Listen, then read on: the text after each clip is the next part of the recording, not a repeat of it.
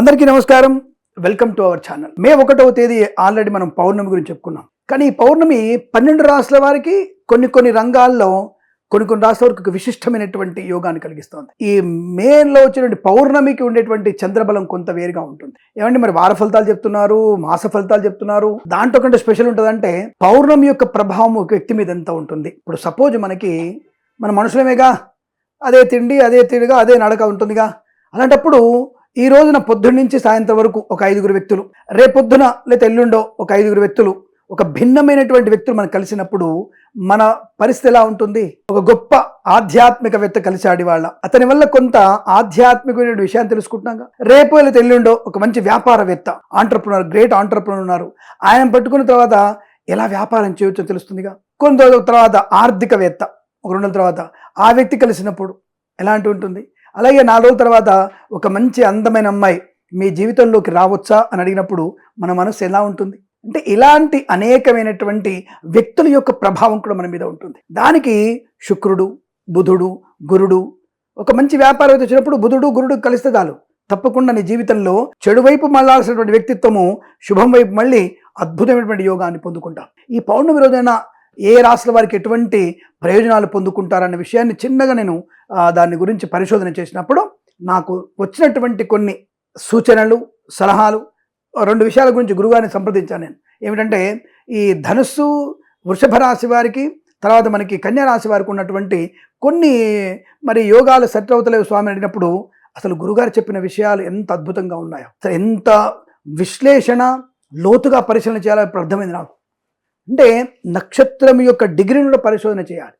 Suppose ఇప్పుడు మనకి మిథున రాశిలో గురుడు ఉన్నాడు అనుకుందాం. మిథున గురుడు సరిపోడు, ఆయన ఆర్ద్ర నక్షత్రంలో ఉన్నాడా, లేదా మృగశిర నక్షత్రం ఉన్నాడా, పునర్వసు నక్షత్రంలో 1వ పాదంలో ఉన్నాడా అనేది కూడా పరిశీలన చేయాలి. అంత వెళ్ళి ఆ తర్వాత భావచక్రాన్ని పరిశీలన చేయాలి.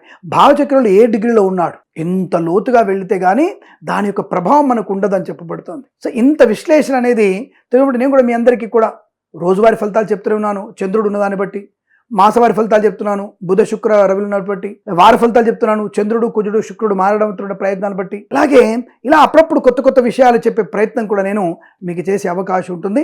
అందుకే మన ఛానల్ని సబ్స్క్రైబ్ చేసి, లైక్ చేసి, షేర్ చేయండి.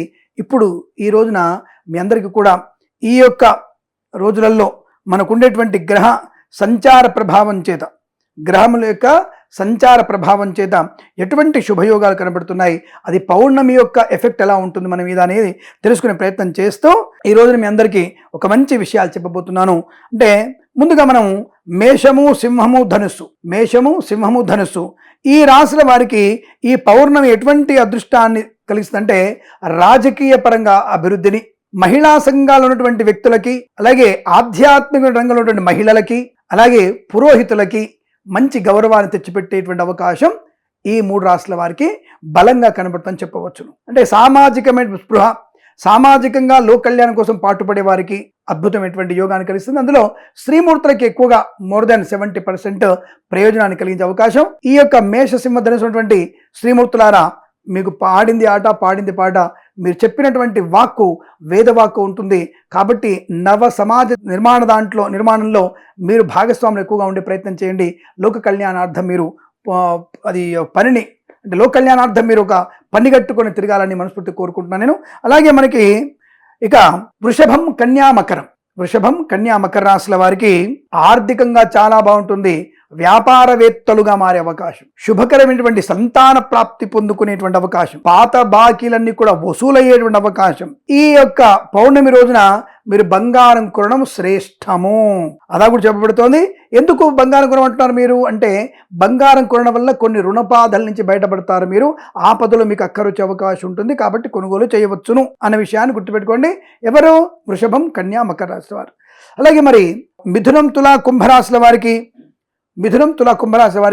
కొత్త ప్రణాళికలు, రియల్ ఎస్టేట్, వస్త్ర వ్యాపారం, ఫార్మా వ్యాపారాన్ని చేయడానికి అవకాశం ఉంటుంది. మానసిక ప్రశాంతత, సమస్త రోగనాశముల నుంచి విముక్తులయ్యేటువంటి అదృష్ట యోగము, మీరు చేసేటువంటి ప్రయత్నాలు అద్భుతమైనటువంటి అనుకూలతని కలిగించే అవకాశం ఉంటుంది. పౌర్ణమి రోజు మీద మొదలుపెట్టే ప్రయత్నం ఉన్నతంగా ఉంటుంది. విదేశాలకు వెళ్ళే ప్రయత్నం కూడా అద్భుతమైనటువంటి యోగాన్ని కలిగిస్తుంది.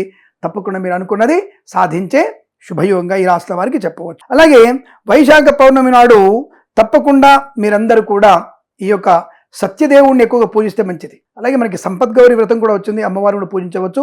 సత్యనారాయణ వ్రతాన్ని చేసుకోవడం ఇంకా విశేషంగా చెప్పబడుతోంది. అలాగే మనము కర్కాటకము, వృశ్చికము, మీన రాశుల వారికి